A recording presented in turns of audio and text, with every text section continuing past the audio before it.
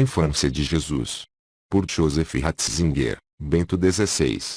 Segunda parte. Capítulo 2. O anúncio do nascimento de João Batista e de Jesus. A caracterização literária dos textos. No início da atividade de Jesus, Oséias 4 evangelhos colocam a figura de João Batista e apresentam-no como seu precursor. São Lucas antecipou a ligação entre as duas figuras e as respectivas missões, colocando-a na narração da infância de ambos. Já na concepção e no nascimento, Jesus e João são postos em relação entre si. Antes de nos debruçarmos sobre o conteúdo dos textos, é necessária uma breve alusão à sua caracterização literária. Tanto em Mateus como em Lucas, embora de modo diferente, os acontecimentos da infância de Jesus estão intimamente relacionados com palavras do Antigo Testamento. Mateus justifica, para o leitor, tais ligações indicando umas citações correspondentes do Antigo Testamento, ao passo que Lucas fala dos eventos com palavras do Antigo Testamento, com alusões que, no caso concreto, muitas vezes podem ser quase ocidentais e nem sempre documentáveis enquanto tal, mas que, no seu conjunto, formam inconfundivelmente o tecido dos textos. Na base de Lucas, parece haver um texto hebraico. Na verdade, toda a descrição é caracterizada por semitismos, que, em geral, não são típicos dele. Procurou-se compreender a caracterização destes dois capítulos, Lucas 1:2, a partir de um gênero literário hebraico antigo, designando Oséias como um medrash agádico, isto é, uma interpretação da Sagrada Escritura através de narrações. A semelhança literária é inegável, e todavia é claro que a narrativa de Lucas da infância não se situa no antigo judaísmo, mas no cristianismo primitivo. Trata-se de algo mais. Aqui se narra uma história que explica a Escritura e, vice-versa, aquilo que quis dizer a Escritura, em muitos lugares, só agora se torna visível, por meio dessa nova história. Trata-se de uma narração que nasce totalmente da palavra, e todavia é precisamente ela que dá à palavra aquele seu sentido pleno que antes não era ainda reconhecível. A história aqui narrada não é simplesmente uma ilustração das palavras antigas, mas a realidade que as palavras aguardavam. Essa realidade, nas palavras em si mesmas, não era reconhecível, mas as palavras alcançam o seu significado pleno através do evento em que elas se tornam realidade. Sendo assim, pode-se perguntar, de onde Mateus e Lucas conhecem a história que narram? Quais são as suas fontes? A esse respeito e com razão, Joaquim Gnilka diz que se trata, evidentemente, de tradições de família. Às vezes, Lucas alude ao fato de que precisamente Maria, a mãe de Jesus, era uma das suas fontes. O faz de modo particular em Lucas 2:51, quando afirma que sua mãe conservava a lembrança de todos esses fatos no seu coração, Lucas 2:19. Só ela podia referir o evento da Anunciação, que não tivera testemunhas humanas. Naturalmente, a exégese crítica moderna deixará entender que considera bastante ingênuas as deduções do gênero. Mas por que não deveria ter havido tal tradição, conservada e simultaneamente modelada teologicamente no círculo mais íntimo? Por que motivo deveria Lucas ter inventado a afirmação sobre a custódia das palavras e dos eventos no coração de Maria, se não houvesse a propósito qualquer referência concreta? Por que deveria falar do meditar de Maria sobre as palavras, Lucas 2:19, Lucas 1:29, se não se soubesse nada a respeito disso? E eu acrescentaria que a própria aparição tardia, sobretudo, das tradições marianas encontra a sua explicação na descrição da mãe e dos círculos ao seu redor. Os acontecimentos sagrados na manhã da sua vida não podiam tornar-se tradição pública enquanto ela mesma estivesse viva.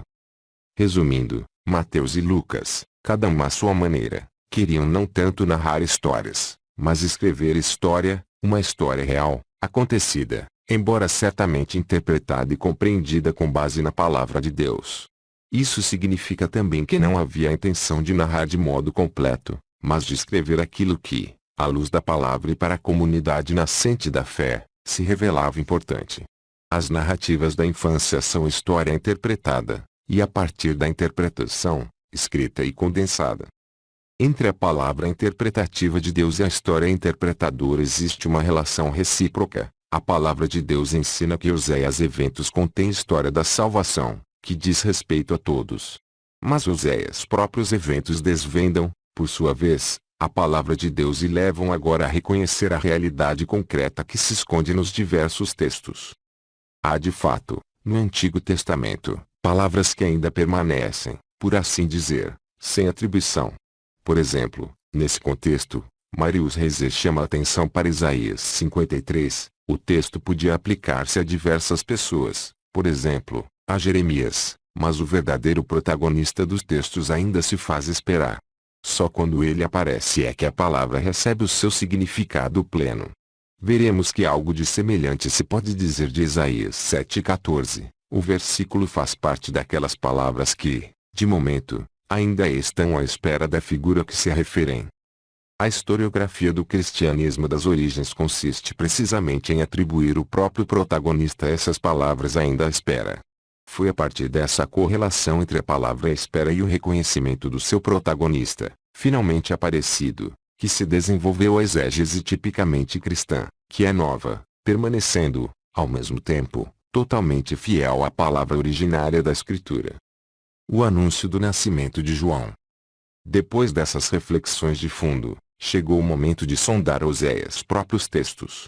Estamos perante dois grupos de narrações, com diferenças características entre si, mas também com grandes afinidades, o anúncio do nascimento e a infância de João Batista e o anúncio do nascimento de Jesus, o Messias, de Maria. A história de João está radicada, de modo particularmente profundo, no Antigo Testamento. Zacarias é sacerdote da classe de Abias, também Isabel, sua esposa, é de ascendência sacerdotal, é descendente de Arão, Lucas 1:5. De acordo com o direito veterotestamentário, o ministério dos sacerdotes está associado com a pertença à tribo dos filhos de Arão e de Levi. Por conseguinte, João Batista é sacerdote. Nele, o sacerdócio da antiga aliança se encaminha para Jesus, torna-se uma alusão a Jesus, anúncio da sua missão. Parece-me importante que, em João, o sacerdócio inteiro da antiga aliança se torne uma profecia de Jesus, e assim, com o seu clímax teológico e espiritual que é o Salmo 118, remeta para ele e comece a fazer parte do que lhe é próprio. Quando se acentua unilateralmente o contraste entre o culto sacrificial do Antigo Testamento e o culto espiritual da Nova Aliança, Romanos 12:1, perde-se de vista essa linha e também a dinâmica intrínseca do sacerdócio veterotestamentário, que não só em João, mas já no desenvolvimento da espiritualidade sacerdotal delineado pelo Salmo 118, é caminho para Jesus Cristo. E na mesma direção da unidade íntima dos dois testamentos, aponta também a caracterização de Zacarias e Isabel no versículo seguinte do Evangelho de Lucas, Lucas 1:6. De ambos é dito que eram justos diante de Deus e de modo irrepreensível seguiam todos os mandamentos e estatutos do Senhor. Quando tratarmos da figura de São José, consideraremos mais de perto o atributo dos justos, em que se resume toda a espiritualidade da antiga aliança. Os justos são pessoas que vivem as diretivas da lei precisamente a partir de dentro, pessoas que, com o seu ser justo, segundo a vontade de Deus revelada, avançam no seu caminho e criam espaço para o novo agir do Senhor. Nelas, a antiga e a nova aliança compenetram-se reciprocamente, unem-se para formar uma única história de Deus com os homens. Zacarias entra no templo, no ambiente sagrado, enquanto o povo permanece fora e reza. É a hora do sacrifício da tarde, durante o qual Zacarias coloca o incenso sobre carvões em brasa. O perfume do incenso que sobe para o alto é um símbolo de oração. Suba minha prece como incenso em tua presença, minhas mãos erguidas como oferenda vespertina. Salmos 141:2. Eis como o Apocalipse descreve a liturgia do céu. Cada um dos 4 seres viventes e dos 24 anciãos tinha uma cítara e taças de ouro cheias de incenso, que são as orações dos santos. Apocalipse 5:8. Nessa hora em que se unem a liturgia do céu e a da terra, aparece ao sacerdote Zacarias o anjo do Senhor, cujo nome, por enquanto, não é ainda mencionado. Está de pé, à direita do altar do incenso. Lucas 1:11. Eric Peterson descreve a situação da seguinte maneira: era o lado sul do altar. O anjo está entre o altar e o candelabro de 7 braços. No lado esquerdo do altar, ou seja, a norte, estava a mesa com pães da oferta. Lucas Evangelho 1 Sinóptica, página 22. O lugar e a hora são sagrados, O novo passo da história da salvação está totalmente inserido nos ordenamentos da aliança divina do Sinai. No próprio templo, durante a sua liturgia, tem início a novidade, manifesta-se de maneira extremamente forte a continuidade interior da história de Deus com Oséias homens.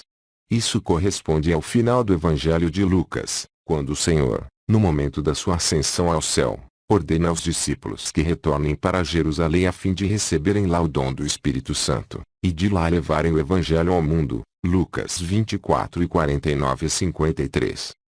Ao mesmo tempo, porém, devemos ver a diferença entre o anúncio do nascimento de João Batista a Zacarias e o anúncio do nascimento de Jesus a Maria.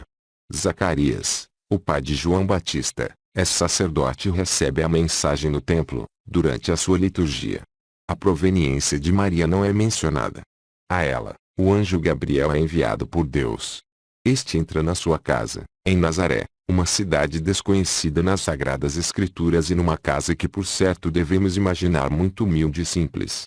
O contraste entre Oséias dois cenários não podia ser maior. De um lado, o sacerdote, o templo, a liturgia; do outro lado, uma mulher jovem desconhecida, uma pequena cidade desconhecida, uma casa particular desconhecida. O sinal da nova aliança é a humildade, a vida escondida, o sinal do grão de mostarda.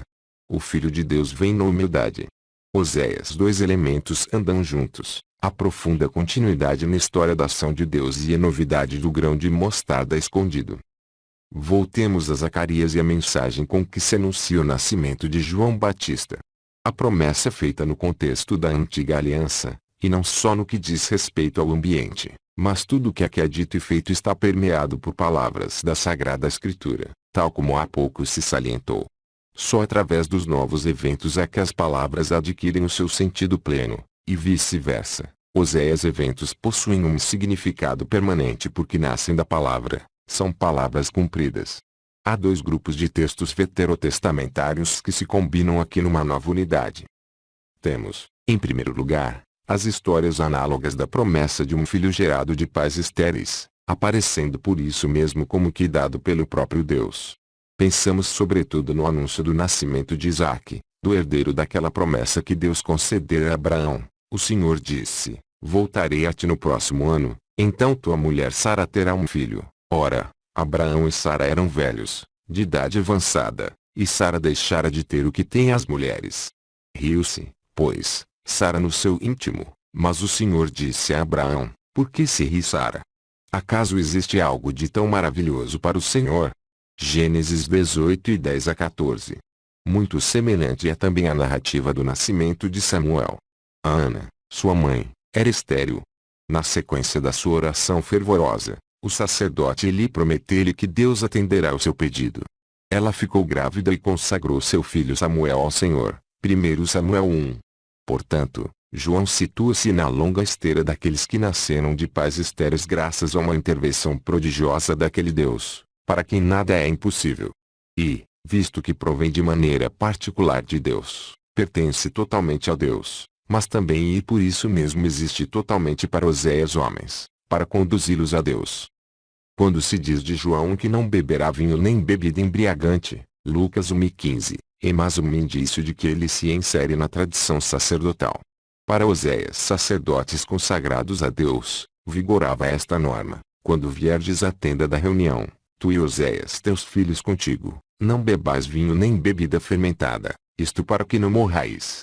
É uma lei perpétua para todos Oséias vossos descendentes. Levítico 10:9, Studer, das Evangelium Nac Lucas, página 31. João, que será pleno do Espírito Santo ainda no seio de sua mãe, Lucas 1:15, vive por assim dizer sempre na tenda da reunião, é sacerdote não apenas em certos momentos, mas com a totalidade da sua existência, anunciando assim o novo sacerdócio que aparecerá com Jesus. Ao lado desse conjunto de textos, tirados dos livros históricos do Antigo Testamento, há alguns textos proféticos dos livros de Malaquias e de Daniel que caracterizam o diálogo do anjo com Zacarias. Comecemos por ouvir Malaquias: eis que vos enviarei Elias, o profeta, antes que chegue o dia do Senhor, grande e terrível. Ele fará voltar o coração dos pais para Oséias filhos, e o coração dos filhos para Oséias pais. Malaquias 4:6. eis que vou enviar o meu mensageiro, para que prepare um caminho diante de mim. Então, de repente, entrará em seu templo o Senhor que vós procurais, o anjo, mensageiro, da aliança, que vós desejais, eis que ele vem, diz o Senhor dos Exércitos. Malaquias 3:1. A missão de João é interpretada com base na figura de Elias. Ele não é Elias, mas vem com o espírito e a força do grande profeta. Nesse sentido, cumpre na sua missão também a expectativa de que Elias haveria de voltar e purificaria e reergueria o povo de Deus, haveria de prepará-lo para a chegada do próprio Senhor. Desse modo, João, por um lado, é inserido na categoria dos profetas, mas, por outro, é elevado acima dela, porque o Elias que está para voltar é o precursor da chegada do próprio Deus. Assim, nesses textos, a figura de Jesus, a sua chegada, é tacitamente identificada com a chegada do próprio Deus. Em Jesus é o próprio Senhor que chega, e desse modo, confere à história a sua definitiva direção. O profeta Daniel é a segunda voz profética que aparece no horizonte de fundo da nossa narração. Só no livro de Daniel é que aparece o nome de Gabriel.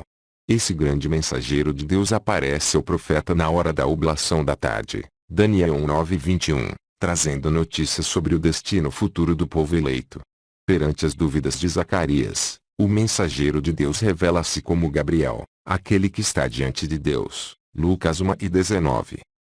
No livro de Daniel, incluem-se entre as revelações transmitidas por Gabriel, misteriosas indicações de números sobre as próximas grandes dificuldades e sobre o tempo da salvação definitiva, cujo anúncio no meio das angústias é a verdadeira missão do arcanjo.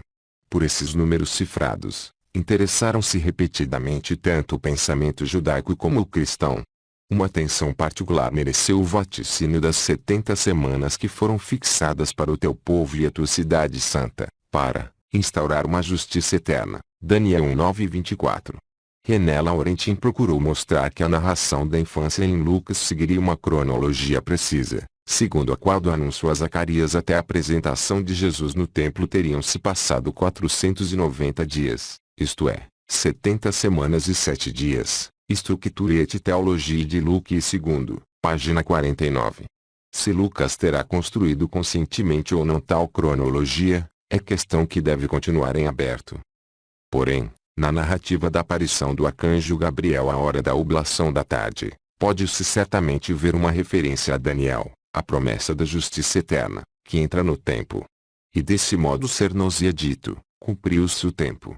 Na realidade, o evento oculto, que ocorreu durante a oblação da tarde de Zacarias e que não foi notado pelo público em geral do mundo, indica a hora escatológica, a hora da salvação. A anunciação a Maria. No 6º mês, o anjo Gabriel foi enviado por Deus a uma cidade da Galileia chamada Nazaré, a uma virgem desposada com um varão chamado José, da casa de Davi, e o nome da virgem era Maria. Lucas 1:26-27. O anúncio do nascimento de Jesus está ligado à história de João Batista, antes de tudo, cronologicamente por meio da indicação do tempo decorrido depois da mensagem do arcanjo Gabriel a Zacarias, isto é, no 6º mês da gravidez de Isabel. Mas, nessa passagem, Oséias 2 acontecimentos e ambas as missões estão ligados também pela informação de que Maria e Isabel, e consequentemente, Oséias seus filhos, são parentes. A visita de Maria a Isabel, que deriva como consequência do diálogo entre Gabriel e Maria, Lucas 1:36, leva, ainda antes do nascimento, a um encontro, no Espírito Santo, entre Jesus e João, e nesse encontro torna-se evidente, ao mesmo tempo, a correlação das suas missões. Jesus é o mais jovem, aquele que vem depois, mas é a proximidade dele que faz João saltar de alegria no ventre materno e enche Isabel do Espírito Santo. Lucas 1:41. Assim, aparece objetivamente, já nas narrativas de São Lucas sobre o anúncio e o nascimento, aquilo que João Batista dirá, segundo o Evangelho de João, é aquele de quem eu disse, depois de mim, vem um homem que passou adiante de mim, porque existia antes de mim. Lucas 1:30. Antes de mais nada, porém, convém considerar, de forma mais detalhada, a narração do anúncio do nascimento de Jesus a Maria. Vejamos primeiro a mensagem do anjo, e depois a resposta de Maria.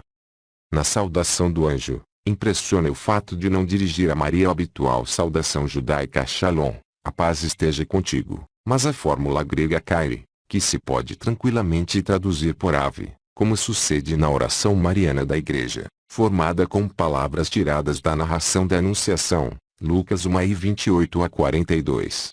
Mas é justo individuar, neste ponto, o verdadeiro significado da palavra Kyrie, alegra-te. Com esse voto do anjo, podemos dizer, começa propriamente o Novo Testamento.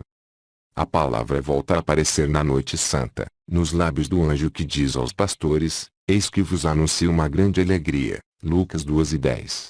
Aparece, em João, por ocasião do encontro com o ressuscitado, Oséias discípulos, então, ficaram cheios de alegria por verem o Senhor, João 20:20.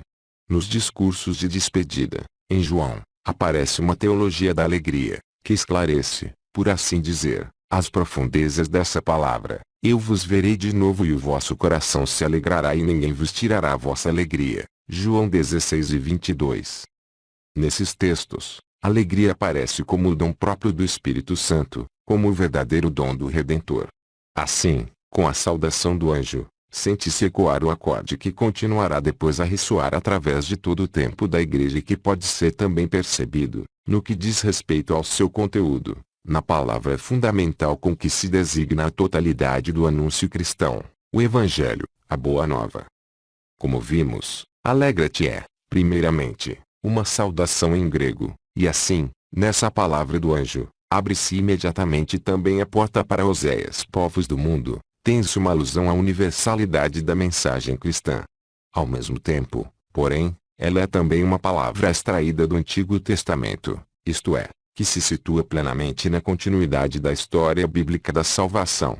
Sobretudo, Stanislas Lyon-Minetti e René Laurentin mostraram que, na saudação de Gabriel a Maria, é retomada e atualizada a profecia de Sofonias 13:14-17, que soa assim: rejubila, filha de Sião, solta gritos de alegria, Israel.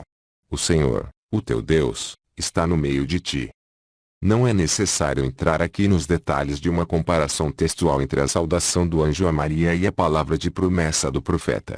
O motivo essencial pelo qual a filha de Sião pode exultar está expresso na afirmação: o Senhor está no meio de ti, Sofonias 13:15-17, que traduzida literalmente diz, está no teu seio. Desse modo, Sofonias retoma palavras do livro do Êxodo, que descrevem a habitação de Deus na Arca da Aliança como um habitar no seio de Israel, Êxodo 33:3, 34:9, V. Laurentin, Structure et Theologie de Luke II, página 64-71. É precisamente essa palavra que aparece na mensagem de Gabriel a Maria, eis que conceberás no teu seio, Lucas 1:31. Qualquer que seja o modo com que se avaliem os detalhes desses paralelismos, torna-se evidente uma proximidade íntima das duas mensagens. Maria aparece como a filha de Sião em pessoa. As promessas que dizem respeito a Sião cumprem-se de modo inesperado nela. Maria torna-se a Arca da Aliança, o lugar de uma verdadeira habitação do Senhor. Alegra-te, cheia de graça. Essa ligação entre alegria e graça é outro aspecto digno de consideração. Na saudação Kyrie, em grego, as duas palavras, alegria e graça, Kyrie e charis, são formadas da mesma raiz. Alegria e graça andam juntas. Debrucemo-nos agora sobre o conteúdo da promessa. Maria dará à luz um filho, a quem o anjo atribui Oséias títulos de Filho do Altíssimo e Filho de Deus. Além disso, é prometido que Deus, o Senhor, lhe dará o trono de seu pai Davi, reinará para sempre na casa de Jacó e o seu reino, o seu domínio, não terá fim. Depois se acrescenta uma série de promessas relativas ao modo como se dará a concepção. O Espírito Santo virá sobre ti e o poder do Altíssimo vai te cobrir com a sua sombra. Por isso, o santo que nascer será chamado Filho de Deus. Lucas 1:35. Comecemos pela última promessa. Considerando a sua linguagem, pertence à teologia do templo e da presença de Deus no santuário. A nuvem sagrada, a Shekinah, é sinal visível da presença de Deus, simultaneamente esconde e manifesta o Deus que habita na sua casa. A nuvem, que estende as suas sombras sobre Oséias homens, reaparece mais tarde na narrativa da transfiguração do Senhor, Lucas 9:34, Marcos 9:7, e de novo é sinal da presença de Deus, da manifestação de Deus escondido. Assim, através da afirmação sobre a sombra que desce com o Espírito Santo, é retomada a teologia relativa a Sião, já presente na saudação inicial.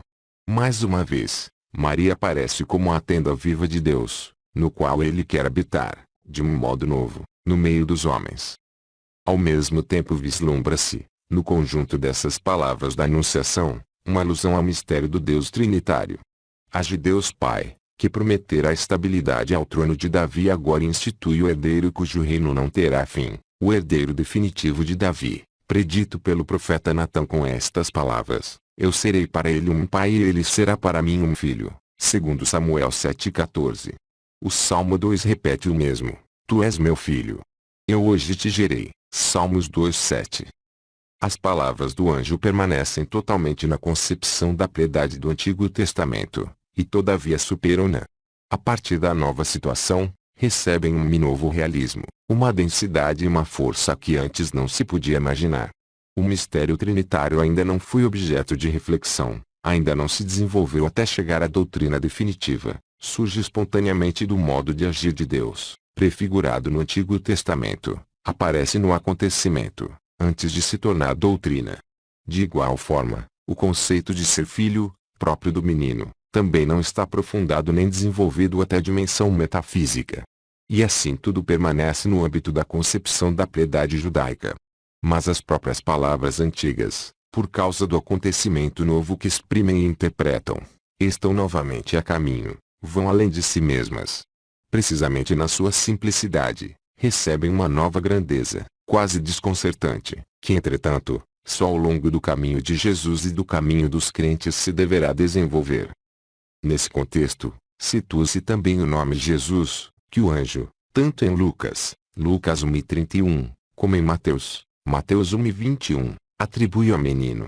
No nome de Jesus, esconde-se o tetragrama, Iarro, o misterioso nome recebido no Horebe, que agora é ampliado até a afirmação, Deus salva. O nome do Sinai, que ficou por assim dizer incompleto, é agora pronunciado na sua totalidade. O Deus que é o Deus presente e salvador. A revelação do nome de Deus, que começou na sarça ardente, é completada em Jesus, João 17:26. A salvação, que o menino prometido traz, manifesta-se na instauração definitiva do reino de Davi. Na verdade, fora prometida ao reino de Davi uma duração perpétua. A tua casa e a tua realeza subsistirão para sempre diante de mim, e o teu trono se estabelecerá para sempre, segundo Samuel 7:16, anunciara Natã, por incumbência do próprio Deus. No Salmo 89, reflete-se de forma dramática a contradição entre o caráter definitivo da promessa e o colapso efetivo do reino davídico. Vou estabelecer sua descendência para sempre, e o seu trono como Oséias dias dos céus.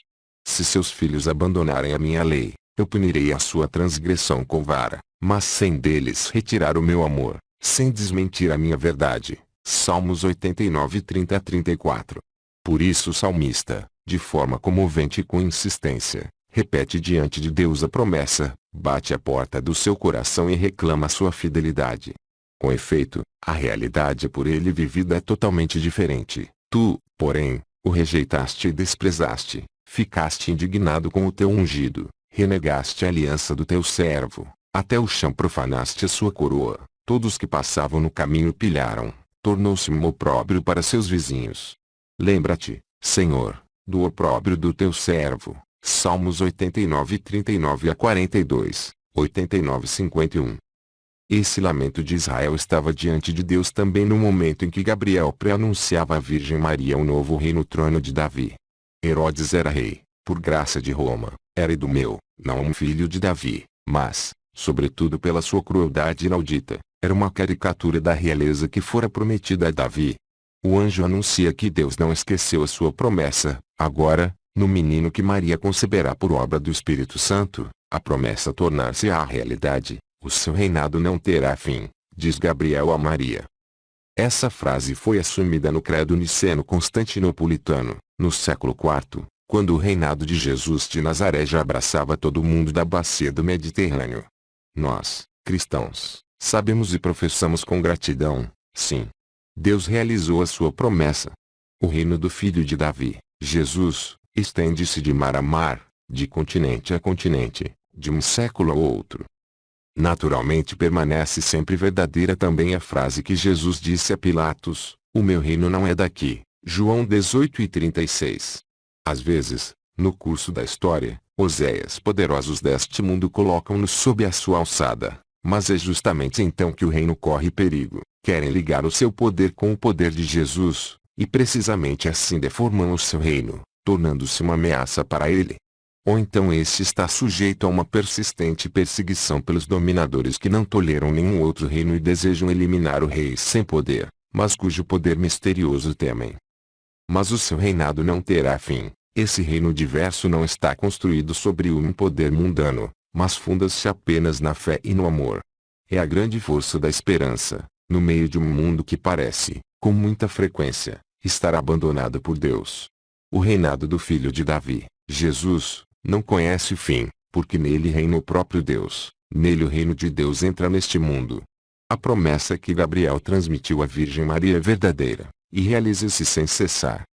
A resposta de Maria, sobre a qual nos detemos agora, desenvolve-se em 3 etapas. A primeira reação à saudação do anjo é feita de perturbação e ponderação. A sua reação é diferente da de Zacarias. Dele é referido que ficou perturbado e o temor apoderou-se dele. Lucas 1:12.